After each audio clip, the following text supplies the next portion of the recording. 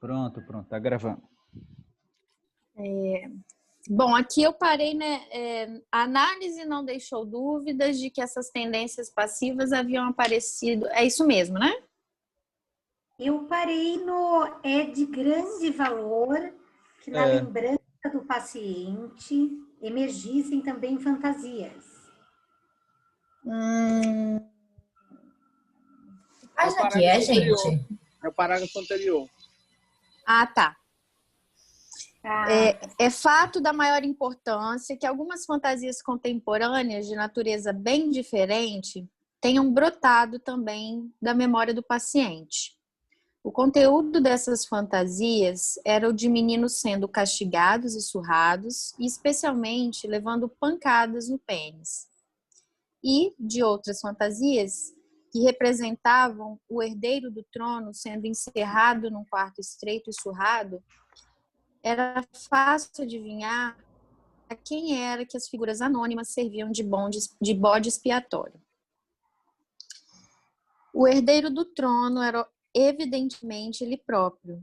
Seu sadismo havia se convertido, portanto, em fantasia contra si mesmo e transformara-se em masoquismo.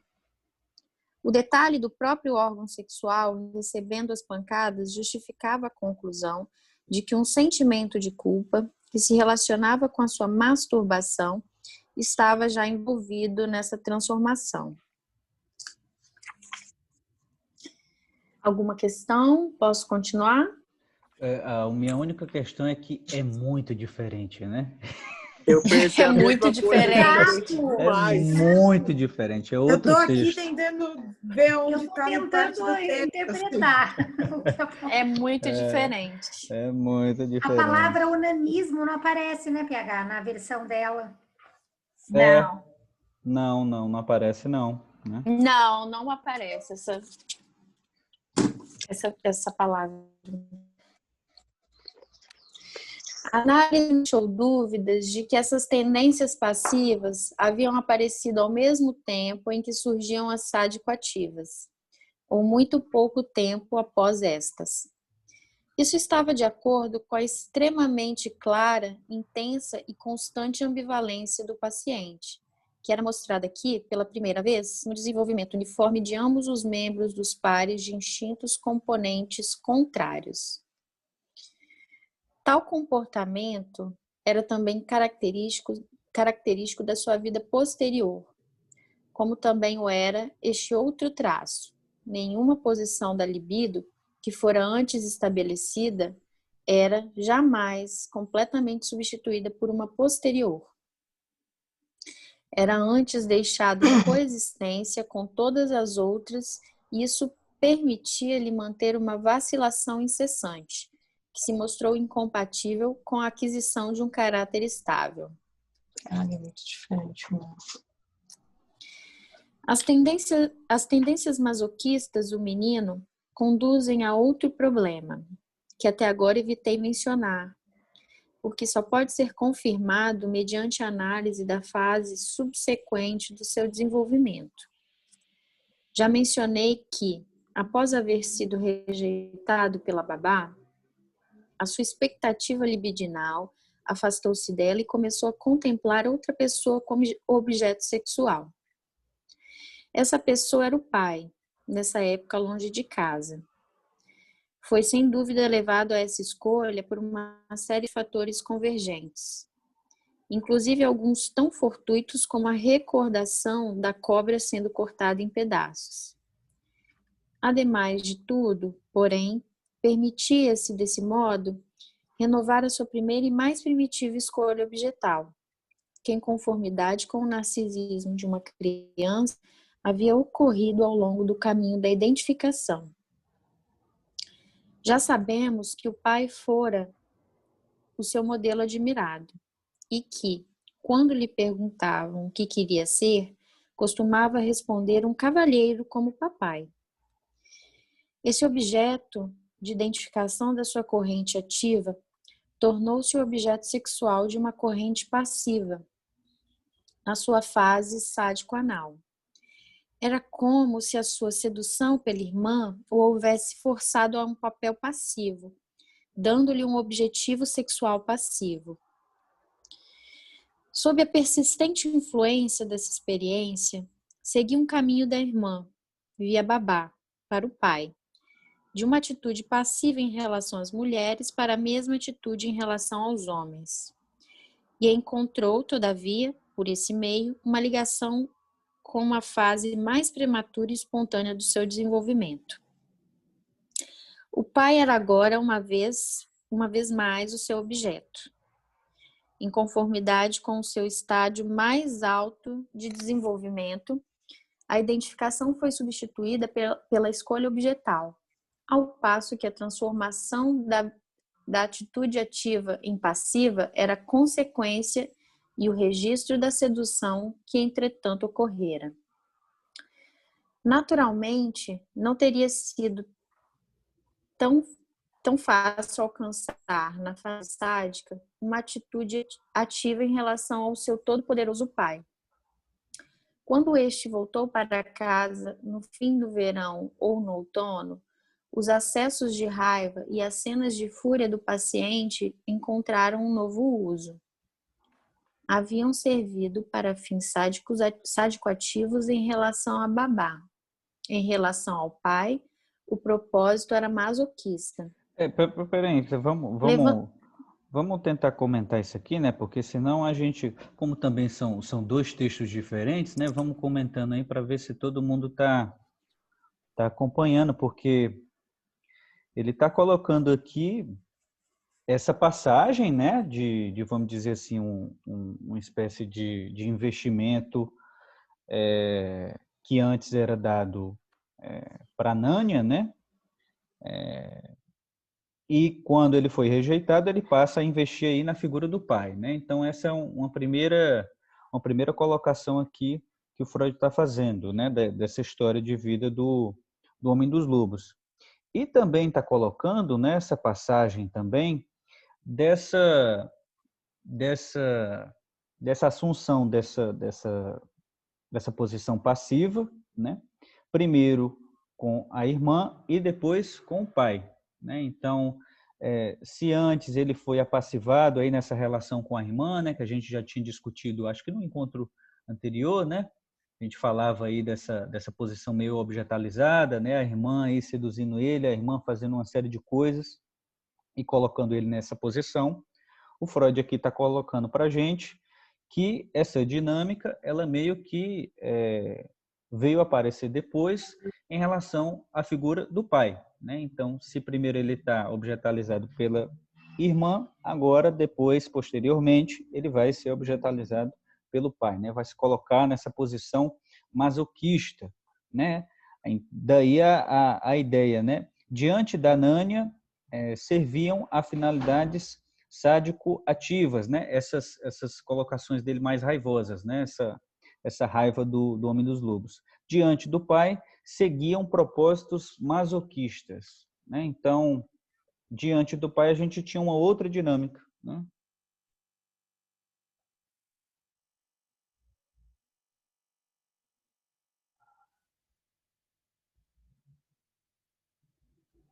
Você está mutada, Paula.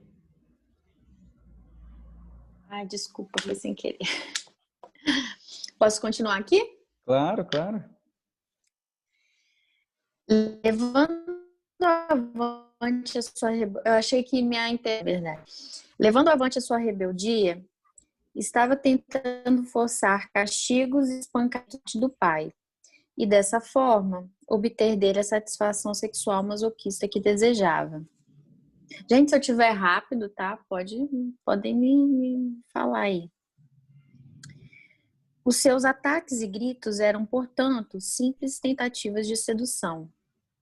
Ademais, de acordo com os motivos subjacentes ao masoquismo, esse espancamento satisfaria também o seu sentimento de culpa. Olha só que interessante isso que ele coloca, né?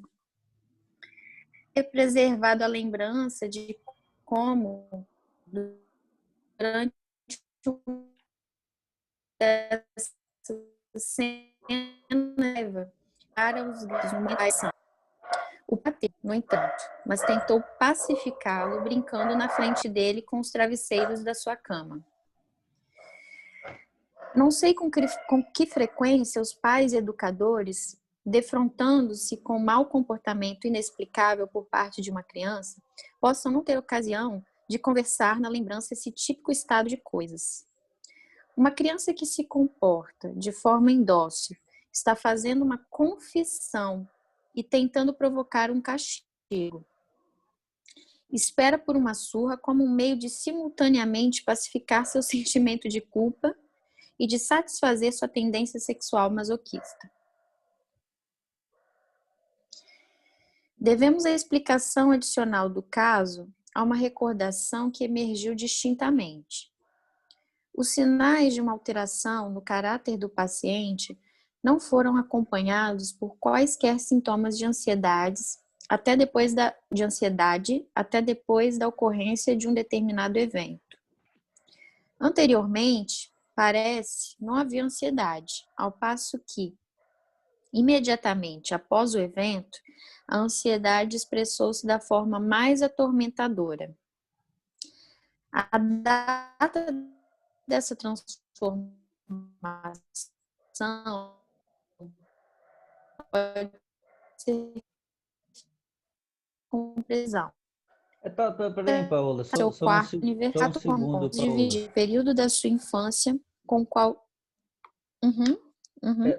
Tá travando para vocês também, a Paola aí? Como é que tá chegando aí? Tá travando, né? Tá bastante.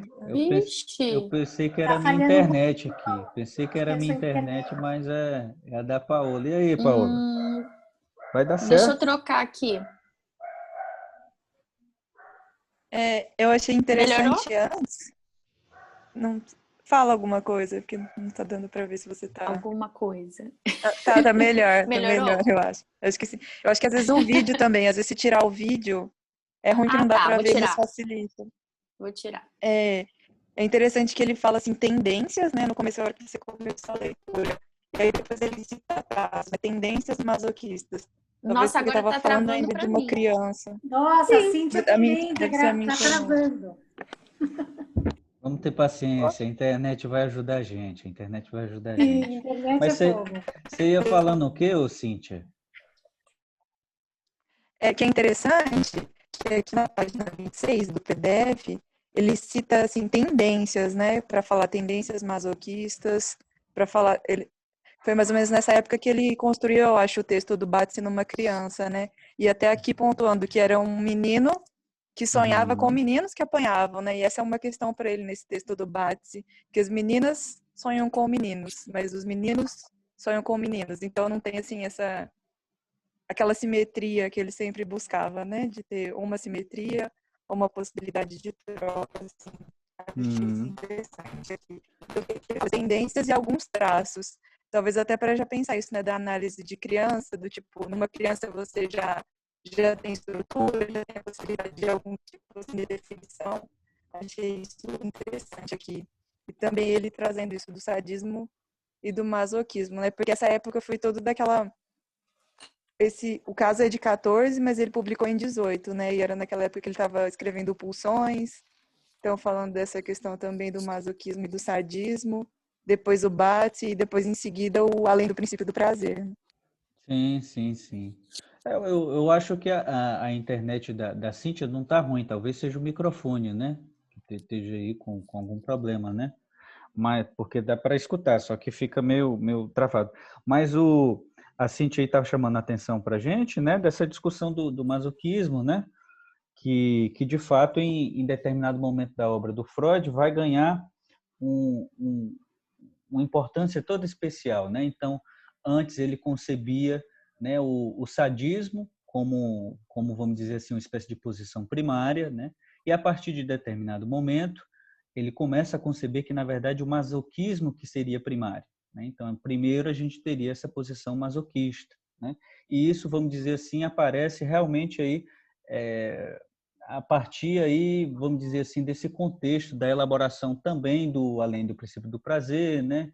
Vem antes, né? Então, isso, vamos dizer assim, está nas reflexões dele dessa época, né? E é, de fato, uma virada dentro do pensamento dele, porque ele inverte a lógica, né? Então,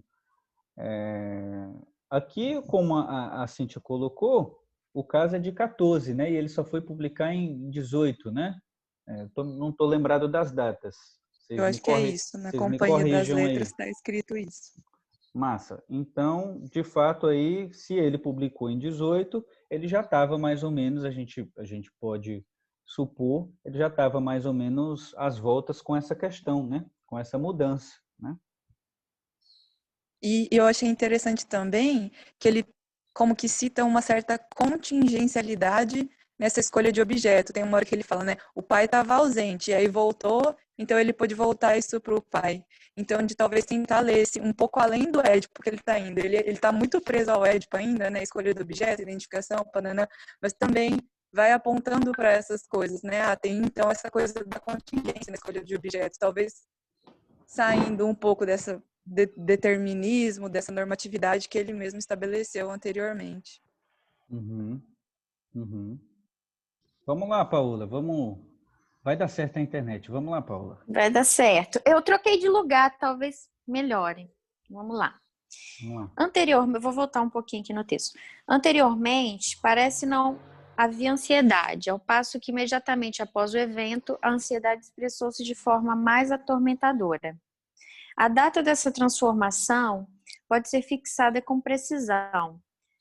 Foi imediatamente antes do seu 4º aniversário. Tomando o fato como um ponto fixo, podemos dividir o período da sua infância com o qual estamos lidando em 2 fases. Uma primeira fase de mau comportamento e perversidade, desde a sua sedução, aos 3 anos e 3 meses.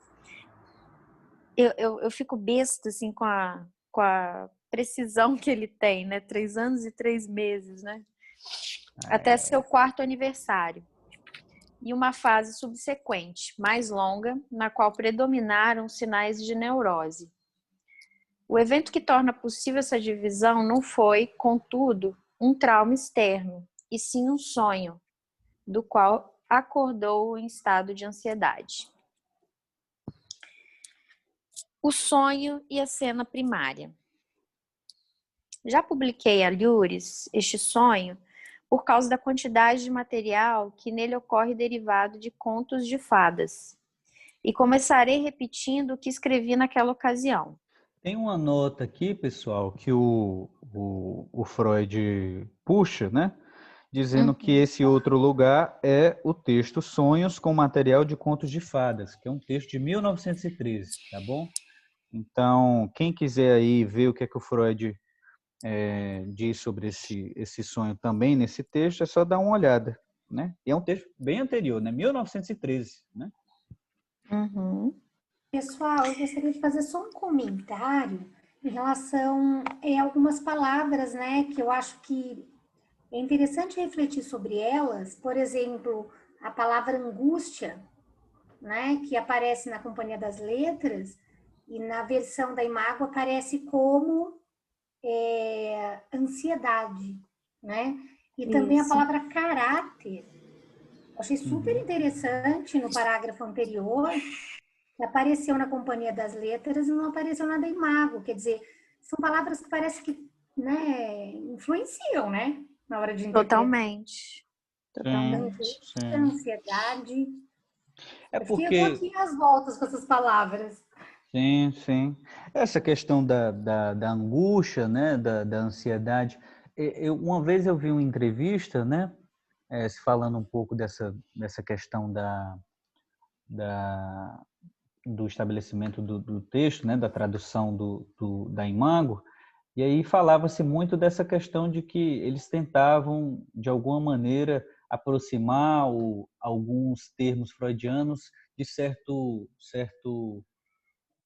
linguajar, vamos dizer assim, médico, científico, né? Então tinha toda essa pretensão, né? E de fato, se a gente pega, por exemplo, para ansiedade, parece muito mais um termo propriamente da medicina, né? Parece um termo assim bem corriqueiro dentro desse contexto, enquanto o termo angústia talvez aí aponte para um outro lugar, né? É algo que remete a gente, pelo menos a mim especificamente, a uma espécie de contexto mais filosófico, né? A gente sabe que a angústia tem uma dimensão mais existencial, né? Então, não sei até que ponto a gente pode pode considerar aí que, bom, adotando aí um termo ou outro, né, a gente teria uma compreensão diferente dessas dinâmicas, né? Tem um livro do Paulo César que é muito interessante, que se chama As Palavras de Freud. Não sei se todo mundo tem conhecimento, né?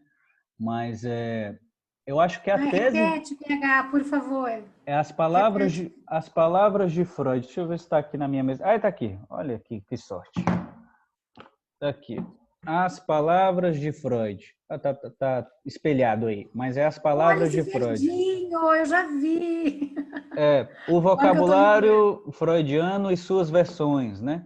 Então, salvo engano, eu não sei se isso aqui é um pós-doc, se é um doutorado, é um trabalho do Paulo César, onde ele vai esclarecer para a gente um pouco das opções que ele teve na tradução dessa obra do Freud, né? E ele não só vai colocar aí a posição dele em relação a uma série de termos fundamentais, como também vai falar da história da tradução, do histórico de traduções que a gente tem aqui no Brasil, desses textos freudianos. Então, ele vai falar também sobre a imago, né? Então, é um texto bem interessante, ele é dividido em conceitos, tá ok?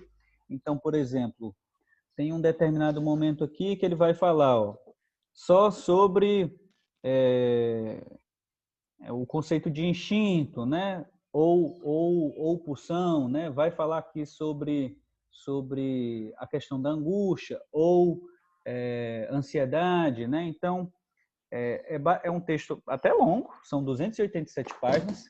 Quem gosta aí desse tema da tradução tem um prato cheio aí para estudar e ver aí essas questões, né? Porque de fato influencia bastante, né, na nossa compreensão do texto. Sim, sem dúvida. Nossa, muito obrigada, PH. Sonhei que era noite, que eu estava deitado na cama.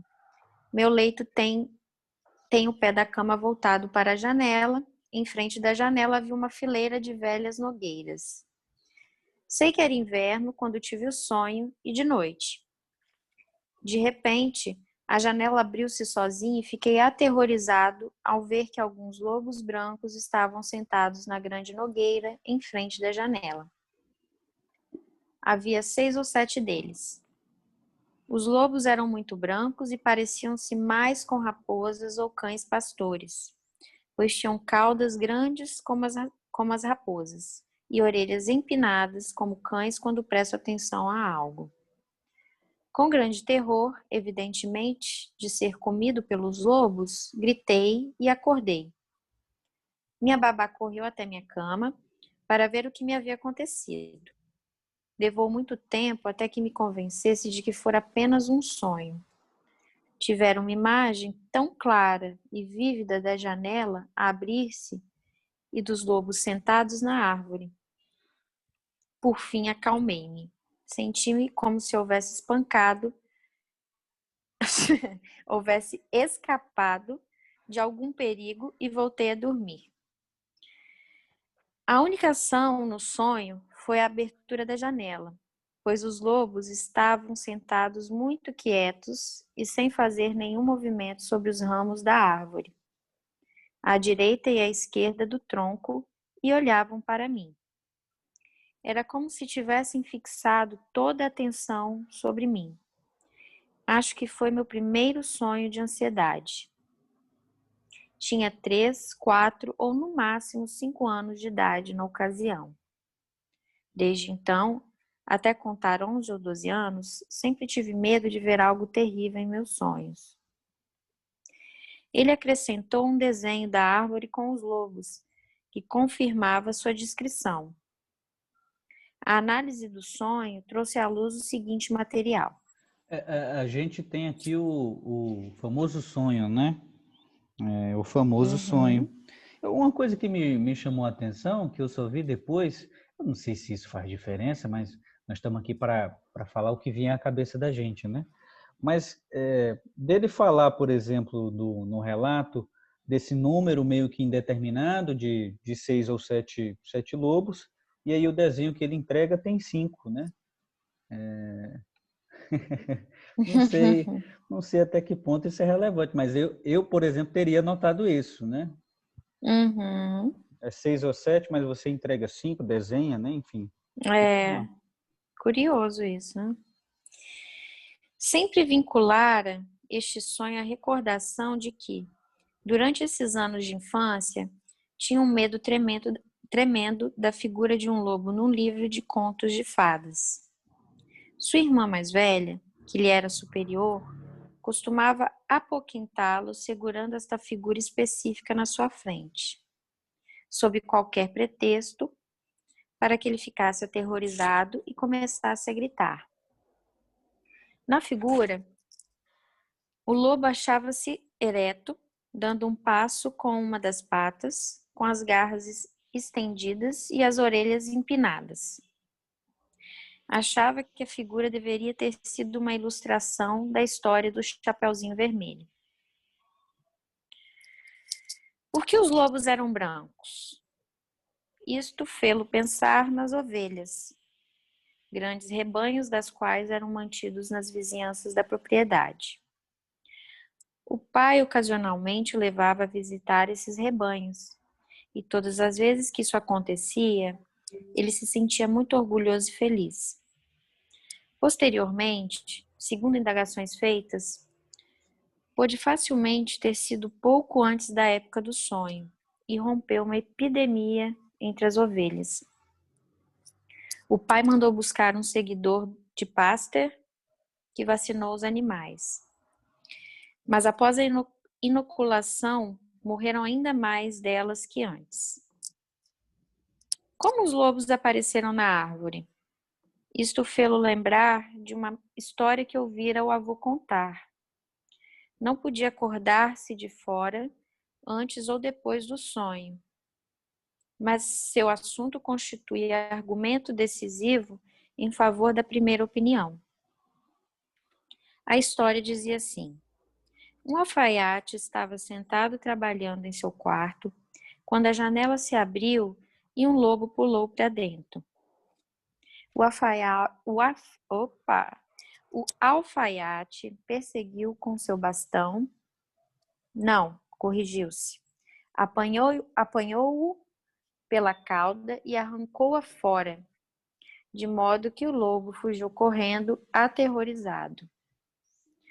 Algum tempo mais tarde, o alfaiate foi até a floresta e subitamente viu uma alcateia de lobos vindo em sua direção. Então trepou numa árvore para fugir-lhes. A princípio, os lobos ficaram perplexos, mas o aleijado, que se achava entre eles e queria vingar-se do alfaiate, propôs que trepassem uns sobre os outros, até que o último pudesse apanhá-lo. Ele próprio, tratava-se de um animal velho e vigoroso, ficaria na base da pirâmide. Os lobos fizeram como eles sugeriram, mas o alfaiate reconhecera o visitante a que havia castigado e de repente gritou como fizera antes: apanha o cinzento pela cauda. O lobo sem rabo, aterrorizado pela recordação, correu e todos os outros desmoronaram. Nesta história, aparece a árvore sobre a qual os lobos se achavam sentados no sonho. Mas ela contém também uma alusão inequívoca ao complexo de castração. O lobo velho tivera a cauda arrancada pelo alfaiate. As caudas da raposa dos lobos do sonho eram provavelmente compensações por esta falta de cauda. Por que haviam 6 ou 7 lobos? Aí, PH, sua questão. Não parecia haver resposta para esta pergunta, até eu levantar uma dúvida sobre saber se a figura que o assustava estava vinculada à história de Chapeuzinho Vermelho. Este conto de fadas só oferece oportunidade para 2 ilustrações. Chapeuzinho Vermelho encontrando-se com o lobo na floresta e a cena em que o lobo se deita na cama com o barrete de dormir da avó. Teria de haver, portanto, algum outro conto de fadas por trás de sua recordação da figura. Ele logo descobriu que só podia ser a história de O Lobo e os Sete Cabritinhos. Nesta ocorre o número 7 e também o número 6, pois o lobo só comeu 6 dos cabritinhos, enquanto que o 7º se escondeu na caixa do relógio. O branco também nela aparece, pois o lobo fizera branquear sua pata no padeiro, após os cabritinhos haverem-no reconhecido, em sua primeira visita pela pata cinzenta. Além disso, os 2 contos de fadas possuem muito em comum. Em ambos existe o comer, a abertura da barriga, a retirada das pessoas que haviam sido comidas e sua substituição por pesadas pedras. E, finalmente, em ambas o lobo mau aparece. Perece. Perece. Além disso tudo, na história dos cabritinhos, aparece a árvore. O lobo deitou-se sob uma árvore após a refeição e roncou. Por uma razão especial, terei de tratar deste sonho novamente a Lures, interpretá-lo e julgar sua significação com maiores pormenores. Aqui é como se ele ainda tivesse, vamos dizer assim, estabelecendo para a gente as primeiras associações, né, em relação ao sonho, né? Então, algumas delas a gente vê claramente que ele está retirando do próprio discurso do Homem dos Lobos, né? Então, por exemplo, essa história aí de onde é que vem, né? Se é de uma determinada história ou se é de outra história, né? Então, provavelmente a gente vê aqui ele colocando isso para o discurso do Homem dos Lobos, né? Pedindo para ele associar sobre, mas a gente também vê aqui algumas associações que o próprio Freud faz, né? Então, quando ele fala, por exemplo, do tal do complexo de castração, né? Na história do retirar a cauda, né, do lobo, né? Então a gente vê esse misto aqui já colocado, mas ele está, vamos dizer assim, mapeando a coisa, ele está tentando, vamos dizer assim, organizar. Ele está mostrando para a gente o seguinte: olha, não é tão absurdo assim esse sonho. Tem uma lógica aqui que a gente pode estabelecer se a gente se atentar aí para algumas questões no discurso do analisando, se a gente se atenta para essas experiências do analisando com a irmã, né, com o avô, né? Então ele está colocando que não é de todo absurdo esse sonho, né? E aí tá dizendo para a gente, bom, daqui a pouco a gente vai interpretar isso de forma mais demorada, mas por enquanto não se assustem com o sonho, né? Pois ele é o mais antigo sonho de ansiedade que o jovem que sonhou recordou de sua infância, e seu conteúdo, tomado juntamente com outros sonhos que o seguiram pouco após e com certos acontecimentos de seus primeiros anos de vida, é de interesse muito especial. Temos de limitar-nos aqui à relação do sonho com os 2 contos de fadas, que têm tanto em comum um com o outro, tanto em comum um com o outro. Chapeuzinho Vermelho e o Lobo e os Sete Cabritinhos. O efeito produzido por essas histórias foi demonstrado no pequeno que a sonhou mediante uma fobia animal comum. Esta fobia só se distinguia de outros casos semelhantes pelo fato de o animal causador da ansiedade não ser um objeto facilmente acessível à observação, tal como um cavalo ou um cão, mas conhecido dele somente de histórias e livros de figuras. Examinarei em outra ocasião a explicação destas fobias animais e a significação que lhes atribuí. Observarei apenas, por antecipação, que essa explicação acha-se em completa harmonia com a característica principal apresentada pela neurose de que o atual sonhador padeceu mais tarde na vida.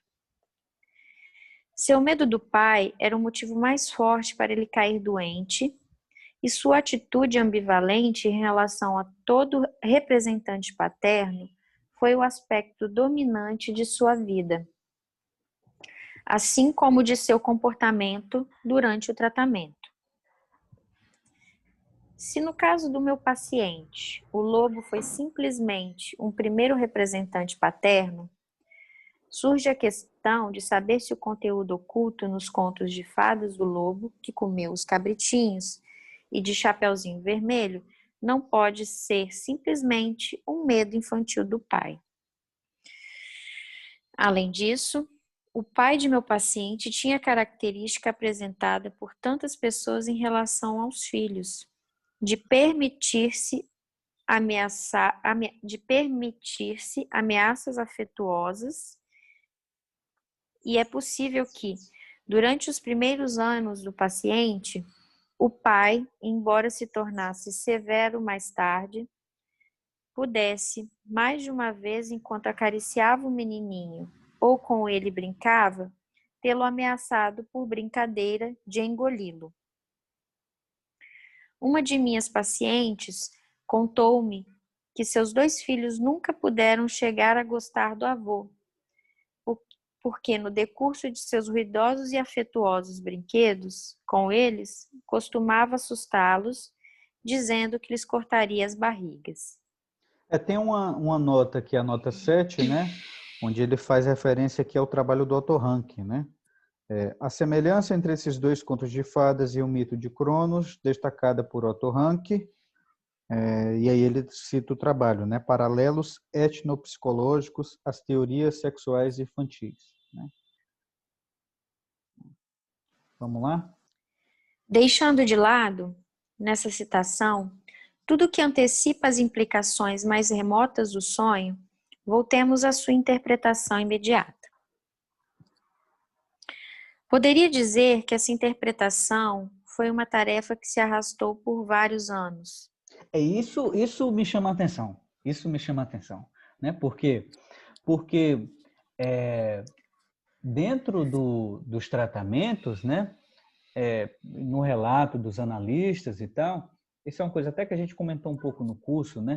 O sonho, vamos dizer assim, é uma espécie de elemento do inconsciente aí que não tem, vamos dizer assim, tanto espaço dentro das sessões, né? É verdade. Os analistas deixam muito a desejar nessa questão, né, PH? Bom, pelo menos é o que eu, às vezes, tenho essa impressão, que os analistas deixam isso meio sem explorar. Não sei se eu diria deixa a desejar, mas no final das contas é radicalmente diferente da proposta do Freud enquanto análise de sonhos, né? Então, ele tranquilamente poderia passar anos falando de um mesmo sonho, pedindo para o analisando voltar repetidamente para alguns elementos, né? Então, é como se ele tivesse a todo momento tentando realmente esmiuçar aquilo de tal maneira, né, esgotar de tal maneira aqueles fundamentos que ele não, vamos dizer assim, se guardava dessa posição, né? Então, para a gente parece muito estranho, né? Para a gente hoje parece muito estranho passar tanto tempo no mesmo sonho, mas aqui para ele está tranquilo, né? Mas acho que pela questão de estar afirmando a teoria, né, inventando algo aí, querendo deixar isso bem explicadinho, né? Não devia ser fácil para o homem dos lobos fazer análise com o Freud, hein, velho? Como é? Não devia ser fácil para o homem dos lobos fazer a própria análise dele com o Freud, porque deve ser horrível. Imagina o analista toda hora. Mas eu sou, e aquele detalhe, mas volta para aquele lá, e aquela primeira parte. Porra, por anos ainda, velho. Não é tua sessão de vez. Já Mas cansei acho que também de por falar ser... desse sonho, né? Já cansei de falar desse sonho, pelo amor de Deus, Freud. Mas é porque também era quase todos os dias, né? Aí é uma Sim. dimensão um pouco diferente de hoje em dia, várias vezes na semana e tal. Tem isso. E a gente não sabe também se isso, vamos dizer assim... na verdade, a gente sabe. A gente sabe que o Freud incitava esse retorno do da análise do sonho, mas a gente também não sabe em que medida isso aparecia como uma espécie de elemento que o próprio Homem dos Lobos queria trazer, né? Então, em alguma medida, a gente não sabe se isso atormentava ele muito, ao ponto dele trazer durante vários anos. Então, isso meio que fica nebuloso, né? Mas tá aí, são vários anos trabalhando no mesmo sonho. O que seria também uma interpretação imediata? Seria outro tipo de interpretação? Tem uma coisa que a gente dá agora e depois a gente vai ver melhor o que é. Eu também achei isso um pouco curioso, assim. Sim. Verdade. Talvez quando ele fala de interpretação imediata, né, ele esteja fazendo referência, e aqui eu não sei, estou lendo com vocês, né, mas ele esteja fazendo referência ao tal dos elementos do sonho que tem significados universais, né? Então, essa interpretação imediata ela pode incidir aí sobre esses elementos, né? Então, ele achar que é mais tranquilo fazer algumas interpretações mais imediatas sobre alguns pontos, né? E aí isso poder ter aí alguma margem de segurança para ele, enfim. O paciente relatou o sonho numa etapa muito prematura da análise e em breve compartilhava a minha convicção de que as causas da sua neurose infantil ocultavam-se por trás dele. No decorrer do tratamento, voltamos com frequência ao sonho, mas foi somente durante os últimos meses da análise que se tornou possível compreendê-lo completamente. E mesmo assim, graças a um trabalho espontâneo por parte do paciente. Aqui ele está dizendo que esgotou o sonho completamente, né? Aqui ele está dizendo, a gente conseguiu, né, compreendê-lo inteiramente nesse nesse sprint final aí da análise, né? Está dizendo que conseguiu compreender inteiramente o negócio, né? Vamos guardar isso.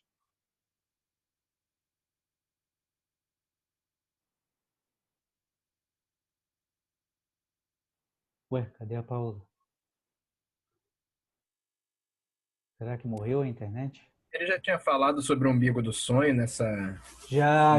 O umbigo aparece desde a interpretação. O umbigo, isso, verdade. Desde a interpretação. Na interpretação ele diz que não tem como você esgotar um sonho. Isso. Não tem como você compreender todos os elementos do sonho, né? Mas a Paola caiu? Caiu, né? Ei, gente, caí. Opa, mas já voltou. Vamos lá. Ixi, peraí que eu me perdi. Ah, tá. Ele enfatizara...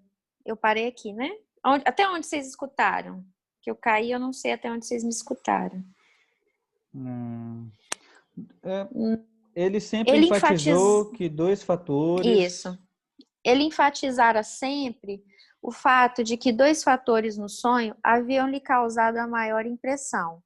Primeiro, a perfeita quietude e imobilidade dos lobos. E segundo, a atenção com que todos olhavam para ele.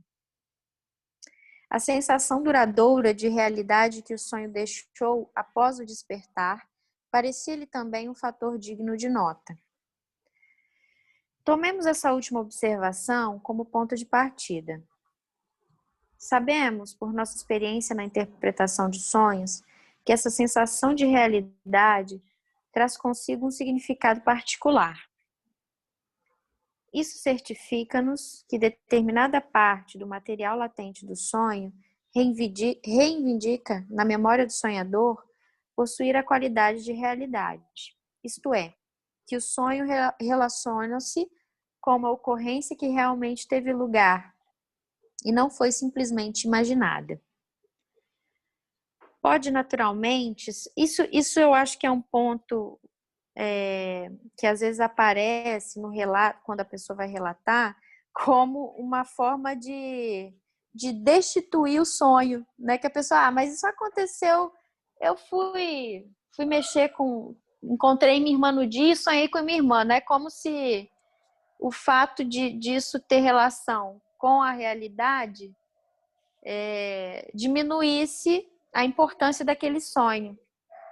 Eu não sei se isso acontece com vocês, mas isso frequentemente aparece né, claramente como uma resistência ali, né? Talvez a falar desse sonho, enfim.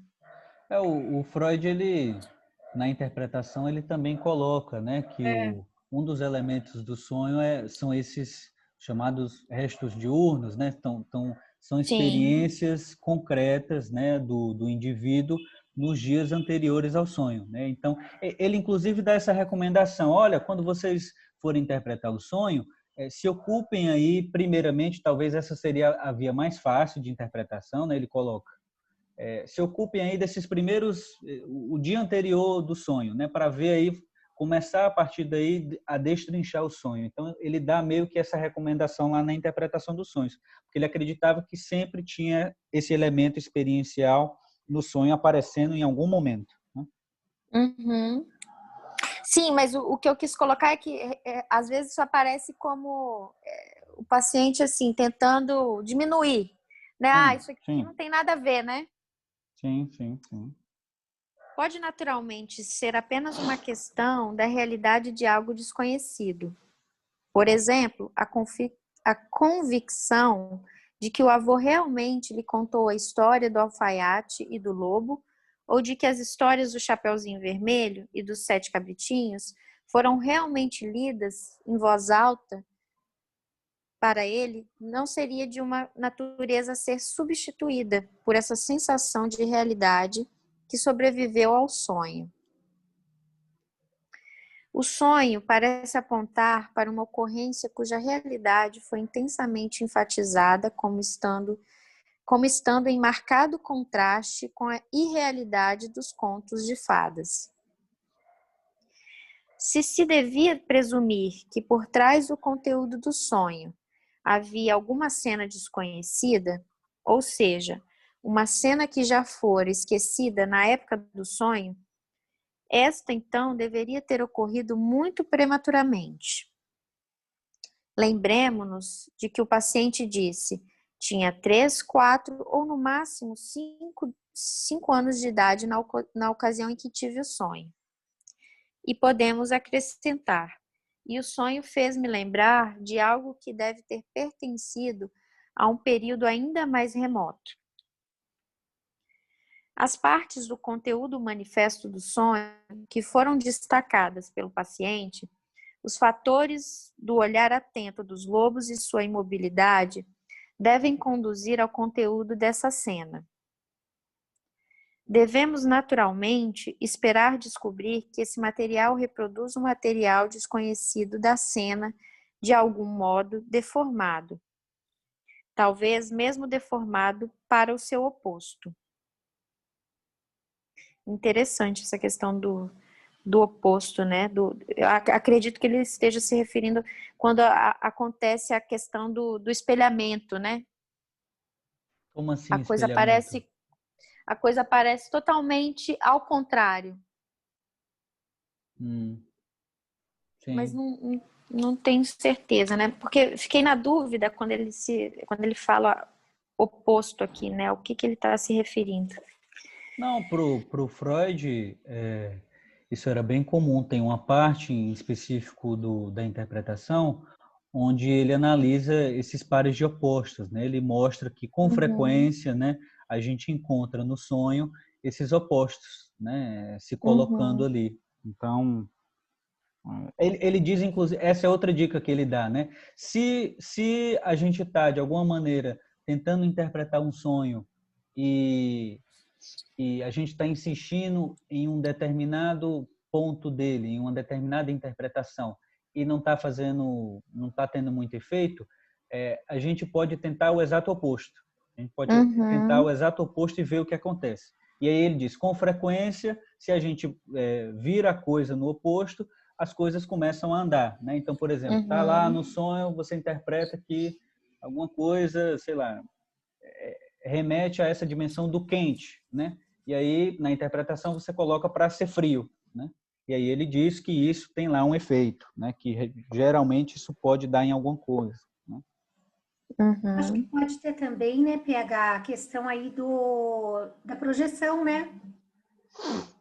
Em que sentido? Por exemplo, vamos supor, o analisante traz um caso que ele está apanhando, né? Só que daí vamos supor que na hora da interpretação isso não role, muitas vezes pode ser uma projeção dele estar projetando a vontade dele de estar no lugar da pessoa que está batendo, né? É outro Sim. caminho, do oposto.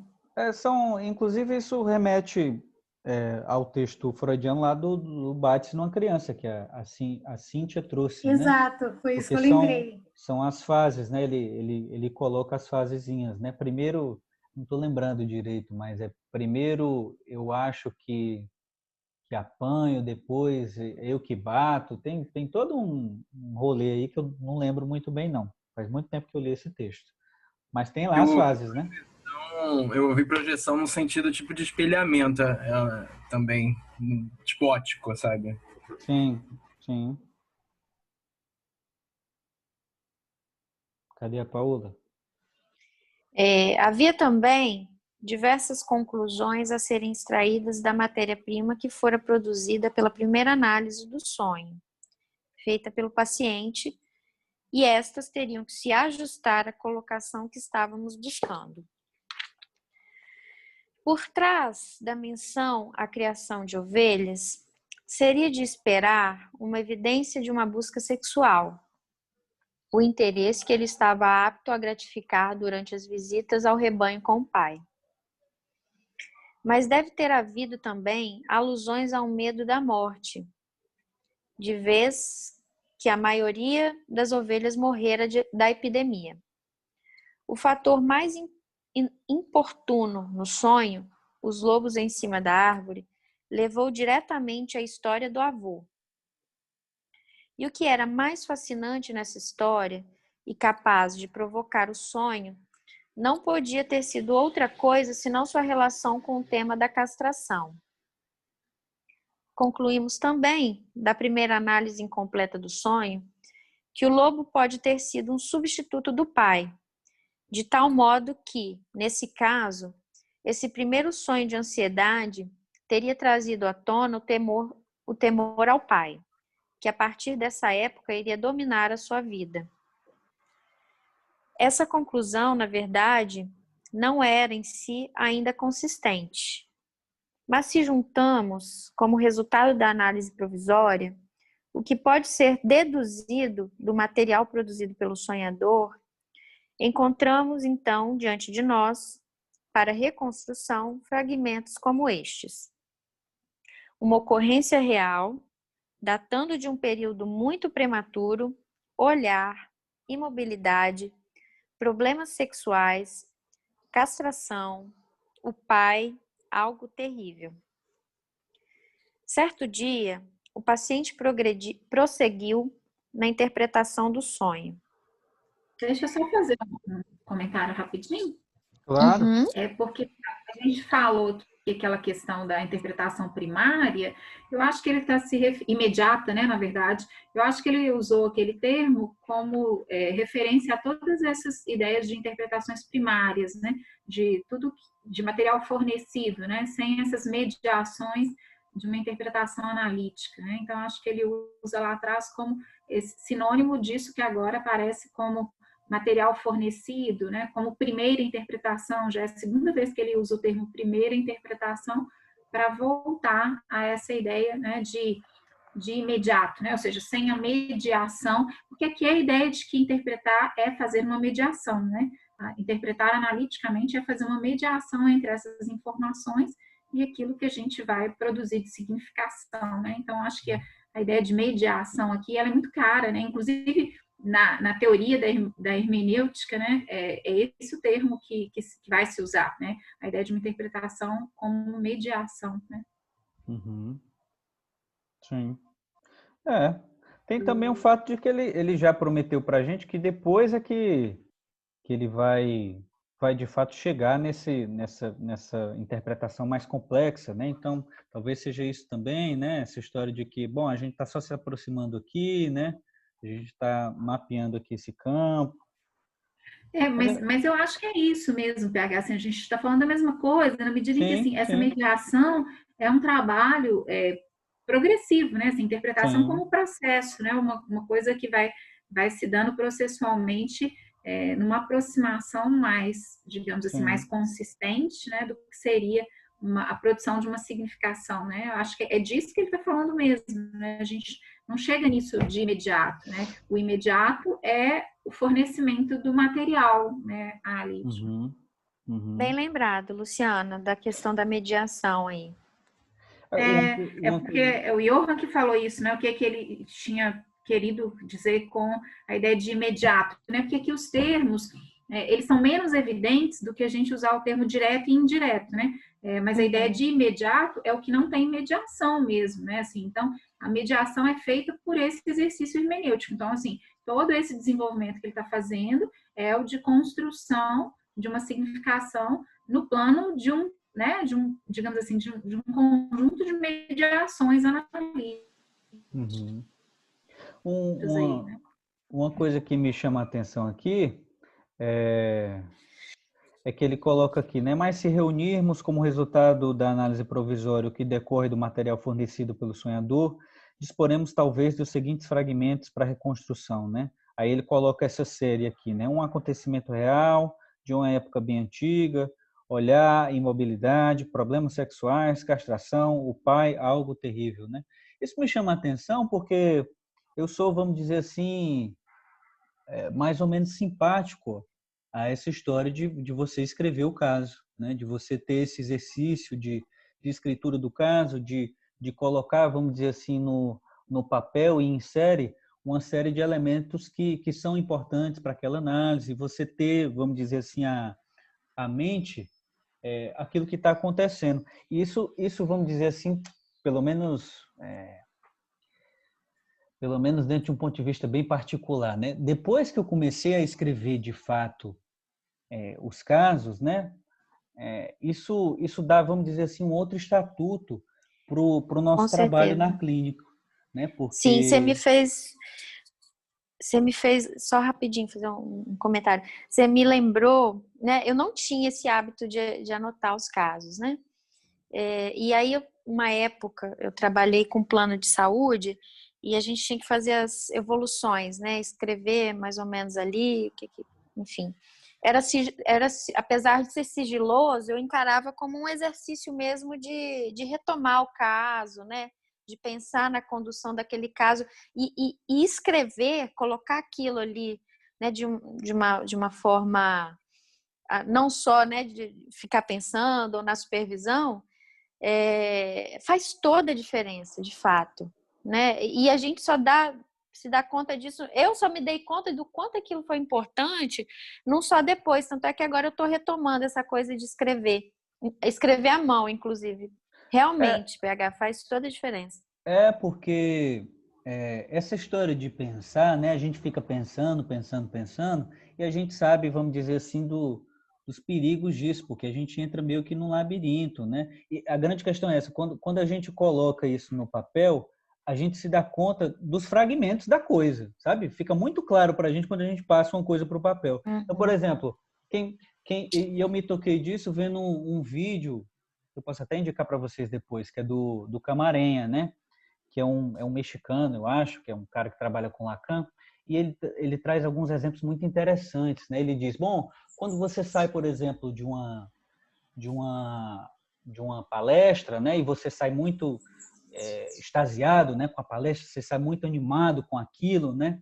E aí você vai comentar para o seu amigo, né? Olha, fui para a palestra tal, achei massa pra caramba e aquilo que eu escutei mudou minha vida e tal. E aí o amigo pergunta para você, né? Bom, diga então o que é que aconteceu na palestra? Você não consegue dizer muito bem. Você tropeça, né? Você não lembra das coisas direito, você não consegue fazer as associações. E esse é o ponto. Quando você escreve e você vai ler o caso, você começa a se dar conta de alguns elementos que estão faltando ali, né? Aí você vai ler a parada, a estrutura do caso, você vai ler, por exemplo, algo que você escreveu sobre uma sessão, aí você olha para um determinado elemento e diz assim, pô, por que eu não perguntei isso aqui? né? Por que eu não perguntei isso aqui? Isso aqui está faltando, né? Isso aqui não faz sentido. Isso aqui que ela falou em tal hora apareceu aqui no final da sessão e estão apontando para coisas diferentes. Eu não me toquei disso, né? E aí você pode retomar depois, né? Então, essa escritura do caso impõe para a gente sair um pouco desse registro imaginário, sabe? Colocar as coisas num outro registro e apreender elas de forma diferente. Então, tô falando aqui para vocês que não é dica nem nada, mas assim foi importante para mim, entende? Porque a gente sabe que Sim, sim. Para mim também fez diferença. Dica também não serve para muita coisa, né? Esse negócio não, de mas faz mesmo, assim, dá realmente um de registro mesmo da coisa, assim. A Kizzy vai saber, se ela estiver por aí, que a gente passou para o supervisor, que acho que ela também, né, Kizzy? Que pede para que a gente escreva, assim, bastante sobre o caso. E realmente, você vê como tem coisa que fica muito esparsa quando você está falando. E não serve de material. Porque você titubeia, você não lembra mais ou menos e tal. Tá, vamos dar uma materialidade de outra para isso? Aí a gente escreve e tal. E aí, assim, é interessante, é chato às vezes, é meio assim, muito chato às vezes, você fica cansado daquilo ali, é um trabalho de esforço intelectual realmente, mas como isso guia o nosso trabalho? Porque tá ali os buracos, tudinho que a gente tem que ir. Isso dá uma direção clínica, parece bobeira, mas realmente dá pra gente uma direção clínica. Muito interessante. Não é bobeira nenhuma, né? Assim, vamos combinar. Assim, vocês estão, acho que falando cheio de dedos aqui sobre escrever, mas a escrita é a forma mais sofisticada de interpretação, né? Assim, todo mundo que estuda escrita, né, interpretação, ou seja, a escrita é uma forma mais complexa de leitura, né? Então, assim, na verdade, é um fazer mais complexo, né? Assim, a Luciana é mais analista que a gente, Olha, vocês estão cheios de dedo, mas realmente, né? Vocês estão aí com medo de dizer, mas é isso, né? Mas sabe por quê, Luciana? Porque quando a gente fala isso, o pessoal fica porque é muito chato o nosso campo. O pessoal fica com, tá com imperativo de escrever, tá com não sei o quê. Você tá querendo, sabe, essas coisas, né? Aí a gente, às vezes, faz umas colocações e tenta se resguardar um pouco para não aparecer, assim, uma coisa muito... Mas são os nossos traumas, são os nossos traumas. Você percebe é que a escrita, ela a leitura do analista. Quer dizer, não é o que foi dito de fato, mas é como você está fazendo aquilo ali. Parece também, de novo, algo simples, assim, mas, cara, a gente vê isso direto no nosso campo sendo tropeçado, assim. Se você está escrevendo, você já está produzindo um texto. Se você, né, entre função de analista aqui, mas você está produzindo, então aquilo ali já não tem aquela autoria da pessoa que disse na quinta-feira às 3 horas da tarde. Não, aquilo já passou por uma série de coisas. E aí tem aquilo, né? O inconsciente de quem? O inconsciente é da análise, não é o seu nem da pessoa. Eu não sei, mas com relação a isso, não sei, posso colocar assim, eu não sei como é que foi a formação de vocês, mas eu tô meio que pro finalzinho fazendo estágio de clínica, e na clínica onde eu tô fazendo estágio é obrigatório a gente fazer a dialogada, né? E eu acho assim, eu pelo menos estou tendo muita dificuldade porque é num formato que para mim é muito complicado de colocar. Tipo, claro que cada supervisor faz de um jeito, né? Depois da formação é outra história. Mas eu acho que, por exemplo, no meu caso, eu tenho que colocar o que o paciente falou. E eu sempre meio que gostei de escrever, mas eu escrevo de uma forma mais narrativa. Então, para mim, acaba se tornando meio que um pouco... Tem essa resistência, né? Como o pessoal falando assim, é difícil, é chato. Acho que... E com relação ao que quem tinha falado a última vez, eu não sei exatamente quem falou, mas eu acho que é complicado porque não é só sobre a análise, né? Mas assim, se você escreve, tá vindo de ti. Então você tá se colocando ali, né? É a forma que tu lembra o que aconteceu do caso. Então eu acho que também vai um pouco para esse campo, né? É o que é construído da análise entre você e o analisando, né? Que é construído ali no meio. E o que você vai lembrar disso. Então, acho bem complicado, assim, o registro. O Lacan enfatiza, né, que o trabalho do analista não é um trabalho de escuta, né? É um trabalho de leitura, né? Justamente porque ele está trabalhando com texto, né?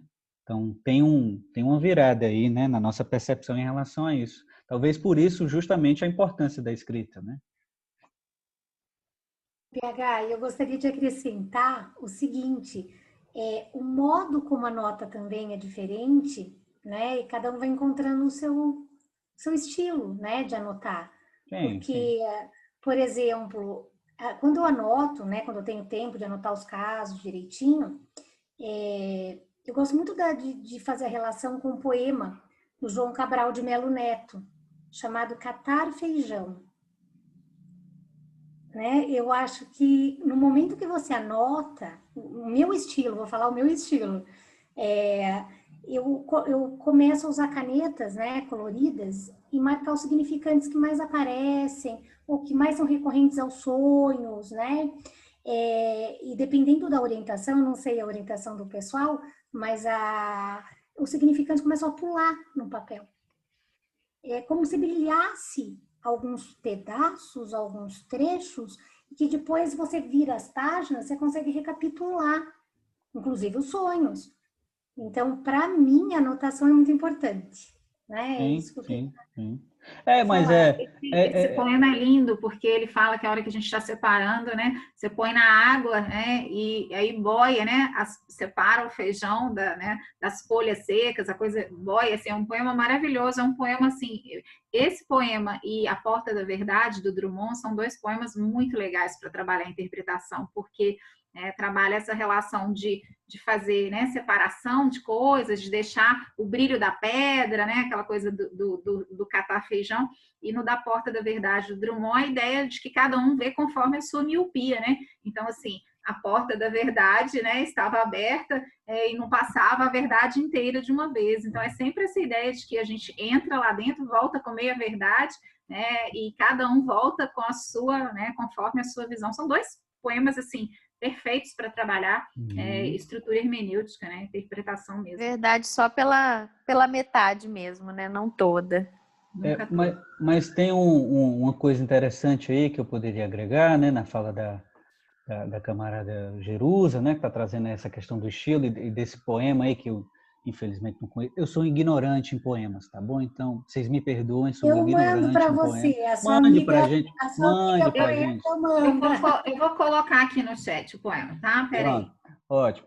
Gente, você falou essa observação aí sobre poesia, e eu tenho visto que a poesia tem me ajudado tanto na clínica, assim, até uma indica, você falou indica, né, assim, mas eu acho que isso é uma dica, assim, valiosa, assim, da gente se abrir um pouco para essa coisa da poética, sabe? Pelo menos para mim, me abriu tanta coisa para a clínica, e eu tinha uma questão, assim, né, com a poesia, mas depois que eu me abri, fez uma diferença, assim, inacreditável.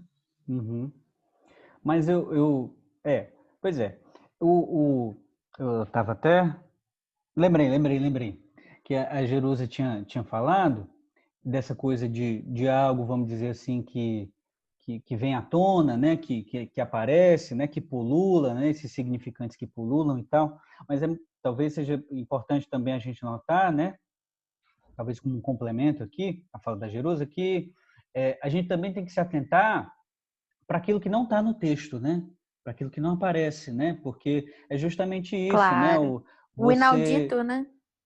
Porque se a gente fica refém aí desses elementos que aparecem na análise, daquilo que é dito na análise, né? Em termos, vamos dizer assim, manifesto concreto, né? A gente fica muito limitado, porque tem um vídeo do Alfredo que ele fala algo mais ou menos dessa ordem, que é muito interessante. Ele diz algo mais ou menos assim: eu estava dando uma supervisão para uma determinada pessoa, e aí ela estava falando e tal, estava contando para mim o que acontecia dentro da análise, quais são os elementos que estavam ali na análise, papapá, e era uma análise longuíssima, né? Era uma análise aí de sei lá, 5 anos.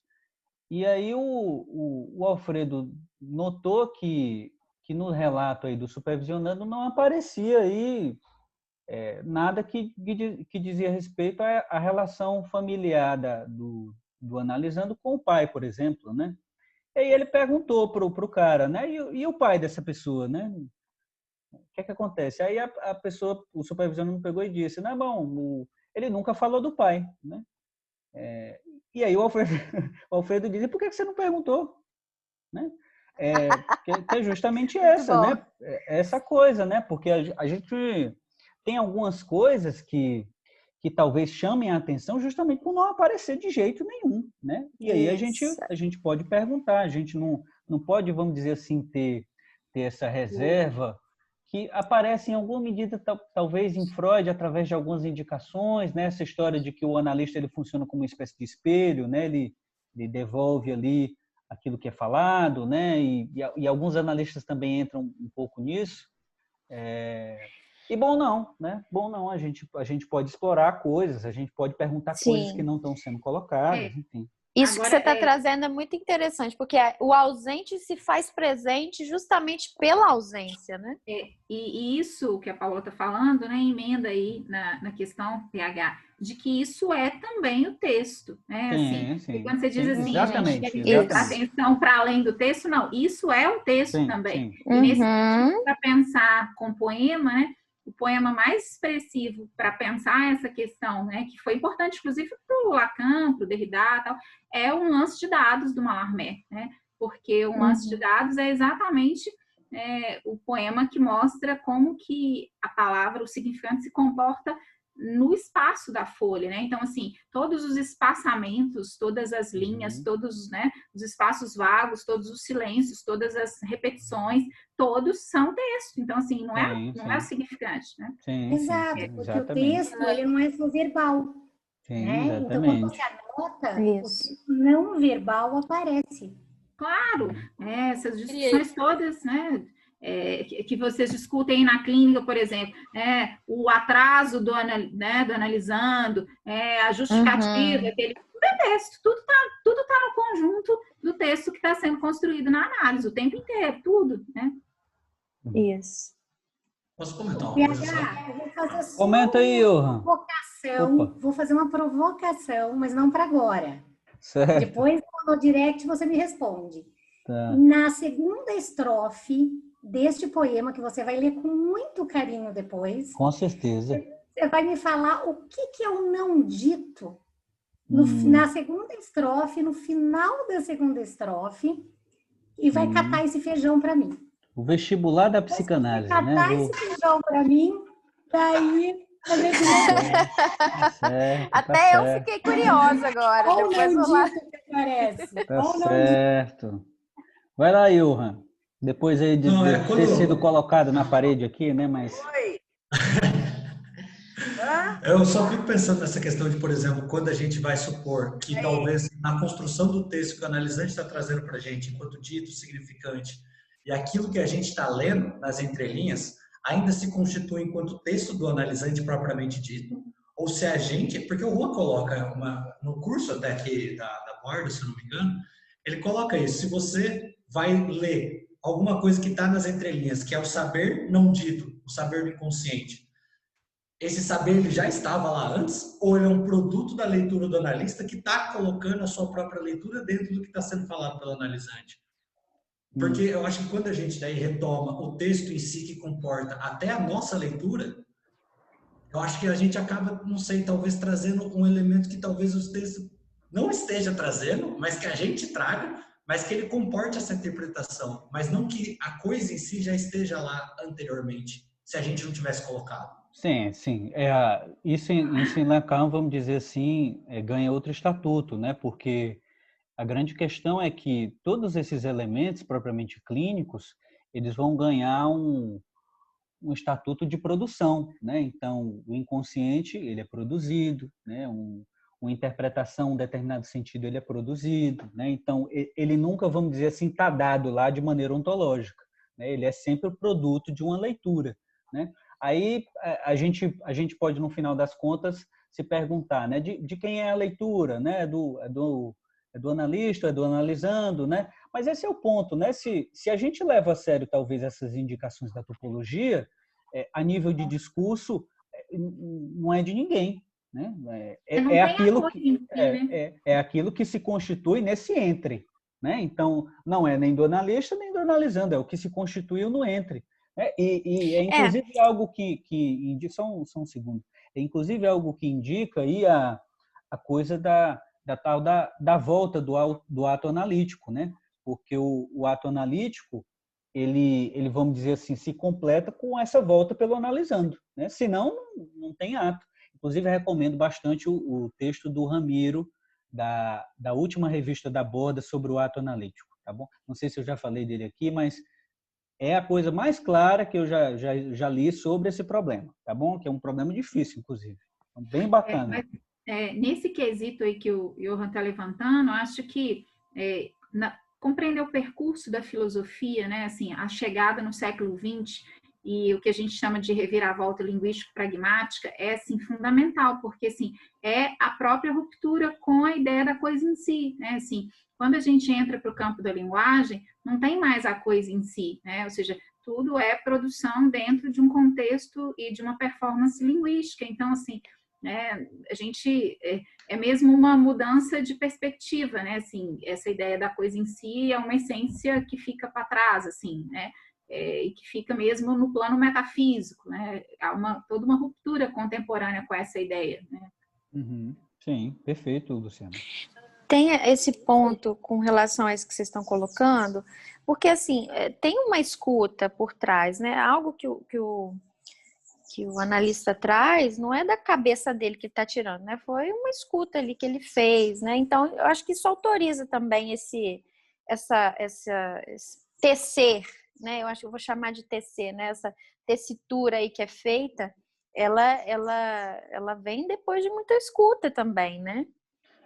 E tem muitos casos, o analista, ele, às vezes o sujeito está tão precarizado ali que ele precisa emprestar muita coisa ali, né? Mas também não vai ser um emprestar do nada, né? É um emprestar que vem de uma escuta, né? Contanto que a gente talvez... É porque hoje a gente está lacaniano muito, né? Mas contanto que, dentro de um ponto de vista lacaniano, contanto que a gente não caia na compreensão de que a gente está sendo neutro, né? Porque essa questão... Isso, exatamente. No ato analítico, não tem nada de neutralidade, não tem nada de neutralidade. Não mesmo. Você está atolado ali, os 4 pneus no lamaçal, né? Não tem como você se retirar. E essa é a questão, né? Porque o pessoal diz o seguinte, né? Tem algumas indicações, mais ou menos assim, tipo, você está interpretando muito, né? Você está interpretando muito e tal. E esse é o ponto. Às vezes você faz uma pergunta e ela tem efeito de interpretação, gente. Você faz uma pergunta mínima. Exato. Isso já pode aparecer como uma interpretação. Então, assim... Às vezes um olhar assim, né? Só que isso tem que ser colocado, obviamente, em palavras, né? Você tem que pedir uma associação em relação àquilo. Mas a gente não tem notícia, a gente não tem controle. A linguagem é isso. A gente não pode ter controle prévio. Eu vou fazer aqui questões e tal, eu não estou interpretando, que não sei o quê. É complicado isso, né? É complicado. A linguagem a todo tempo impõe para a gente um tipo de engajamento muito específico, sabe? Então... Vocês estão me ouvindo? Claro, Caroline. Eu queria lembrar, assim, que eu acho que é uma coisa que passa batida, das noções de antropologia do Freud, né? Porque tem a questão da noção de diário de campo, por exemplo. E desde quando eu tive antropologia, é uma coisa que eu faço questão de ter, tanto nos meus estudos, né? Eu não sou analista, então quando eu vou estudar, eu faço esse diário de campo das teorias para ter uma noção maior, e eu acho que ajuda a trabalhar os conceitos.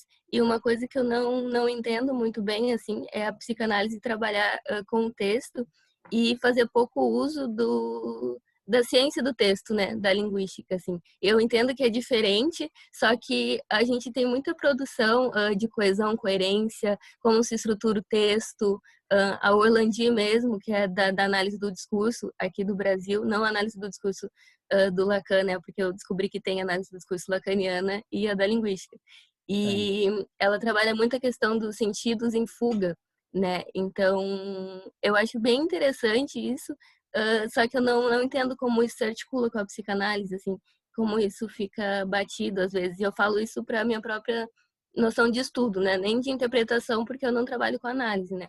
Mas como isso facilita a minha vida estudando, por exemplo, as teorias, até as noções de antropologia, porque imagino que serviram de base para o que o Freud estava fazendo, né? Porque a antropologia também fornece material e ferramentas para como você vai se posicionar, como você vai escrever, enfim, interpretar. Sim. Esses estudos antropológicos, eles, vamos dizer assim, eles aparecem já na psicanálise desde o início, assim, essa importância, vamos dizer assim. Mas talvez o Freud não tenha levado tão a sério a coisa como, por exemplo, o Jung levou, né? Então, se você for ver os trabalhos do Jung, eles têm muito mais essa veia antropológica do que os do Freud. E no final das contas, os do Freud, pelo menos o trabalho mais antropológico dele é um grande mito, né? E ele diz textualmente isso, né? Que é o tal do mito da horda primitiva, né? Que já na época já foi bastante criticado pelos antropólogos, né? Então tem uma aproximação ainda com a antropologia, mas com Freud isso aparece de uma forma um pouco deformada, né? Você comenta essa coisa da linguística, né? O Lacan tinha em alta conta essa questão da linguística, né? Ele falava, na verdade, da tal da linguisteria, né?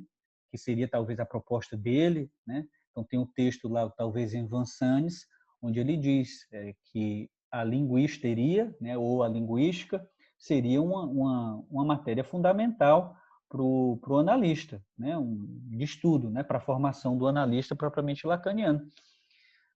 E, de fato, se a gente for analisar, né, quais são os trabalhos que a gente tem, né, em linguística, né? Isso foi uma coisa até que uma camarada da Borda falou, né?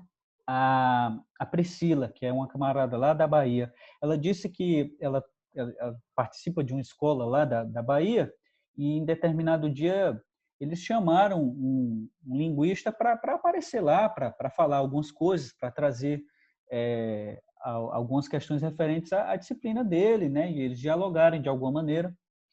E foi um ciclo de encontros com esse cara e ela disse que ficou embasbacada porque tipo o que estava sendo colocado lá nos encontros é um mundo de coisas que a gente não tem a mínima notícia, né? E que existem coisas muito diferentes, inclusive, daquilo que Lacan tinha disponível lá na época dele. Então, avanços ali importantes dentro da linguística que talvez não sejam considerados por nós, né? Agora, por que não são considerados, né? Por que a gente, quando vai falar de linguística, de alguma maneira se reporta aí talvez ao Saussure e o Jacobson, né? E fica por ali, né? E aí não vê o que é que foi produzido depois, né? O que é que de diferente pode ter surgido e é uma limitação nossa, né? Porque também tem isso, né? Tem uma porrada de coisa para dar conta aí, né? Tem uma porrada de coisa para dar conta. Então tem lá a tal da obra do Freud, tem lá a obra do Lacan, a gente tem que buscar essas referências exteriores. Isso é sempre uma complicação para a gente. Mas para fazer com que a disciplina avance, e eu particularmente tenho muito interesse que algumas coisas avancem, a gente precisa se dar conta de determinados avanços em determinadas áreas. Então, por exemplo, é inconcebível você fazer para entrar na polêmica, você fazer uma mesa sobre políticas identitárias, sobre decolonialismo, e não chamar alguém que esteja trabalhando o tema, né? Que esteja pensando o tema, que esteja estudando seriamente a coisa. Porque senão a gente vai sair as coisas que a gente escutou aí na tal da palestra, né? Então, é óbvio que a gente pode fazer críticas a essas questões das políticas identitárias. É possível fazer, tem aqui a camarada, tem alguns marxistas aqui, né, que falam no grupo, né?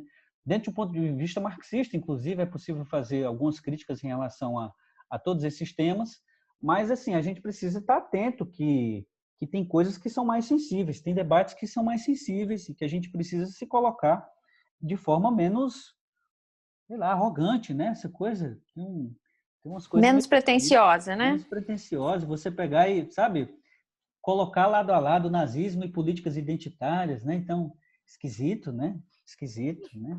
Esquisito. Mas, enfim. da antropologia, o que eu queria dizer é mais ou menos fazer um resgate do diário de campo, porque eu acho ele muito útil e eu acho que o Freud devia fazer muito uso dele. Eu acho que a gente devia aderir mais à escrita, né, para poder formular o que a gente está tirando da teoria. E sobre isso, sim, eu até mandei uma pergunta uma vez para a Profana questionando isso, né? Como é que vocês, como é que ainda hoje se fala no estruturalismo do Saussure, né? Por mais que eu entenda que o Lacan subverte a linguística, né? Eu não entendo como é que depois veio o gerativismo, veio o funcionalismo linguístico, veio a análise do discurso. E assim, a gente fala de posição sujeito e nada disso a psicanálise considera, sabe? Porque nesse debate do discurso, né, ficou o seminário 17, né? Ficou o seminário 17. Então eu ainda estou estudando, né? Então eu ainda estou me aproximando dessas questões. Mas foi uma coisa que logo de cara, assim, até me assustou, sabe? Porque não... Na análise do discurso tem lá, né, o Péchet, né, que de alguma maneira se apropria também de algumas coisas do Lacan, né, coloca aí para frente, mas é o que ficou, né? E às vezes tem umas simplificações meio esquisitas. Não, o Péchet mesmo, que é ele é da análise do discurso francês, ele faz depois, no final, assim, né, que ele já está revendo a teoria dele, ele tenta relacionar a ideologia com o inconsciente, né? Ele tenta falar que o inconsciente é a ideologia. E aí ele não se dá bem nessa, né? Então ele faz toda uma retratação e etc. Ele deve ter sido esculachado primeiro, né? E depois ele faz lá uma carta, enfim. Mas eu acho interessante vocês falarem da escrita para enfim, para ter um entendimento maior da coisa. Faz falta. Sim. Bom, 12h33, e a única conclusão, uma das poucas conclusões de hoje é que a gente tem que estudar muito, né? A gente tem que estudar muito. E escrever, Becky. Escrever. Estudar muito e escrever. Exatamente. Eu estudo muito, escrevo muito. Então...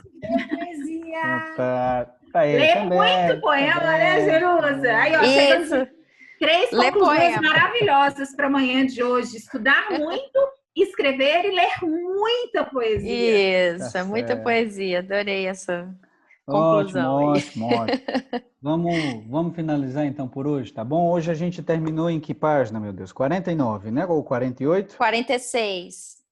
Aqui no meu. A minha 48, a gente não parou num dia? A gente terminou na sequência de palavras, né? Exato.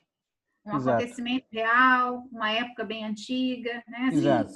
Página 48. Alguém quer ficar responsável, pessoal, pela leitura da próxima? Eu posso ler, se vocês quiserem. Pronto, tá aí a camarada Luciana aí. O meu é a edição da companhia, tá? Das letras. Graças a Deus. Nada contra a Imago e a leitura da Paola. Nada contra, mas... Não, mas essa leitura aqui é péssima mesmo. Vai dar certo. Então, ótimo. Mas a sua voz é linda, Paola. Obrigada. Obrigada, viu, Paola? Tchau, pessoal. Tchau. Obrigada Até a próxima. Vocês, gente. Até a próxima.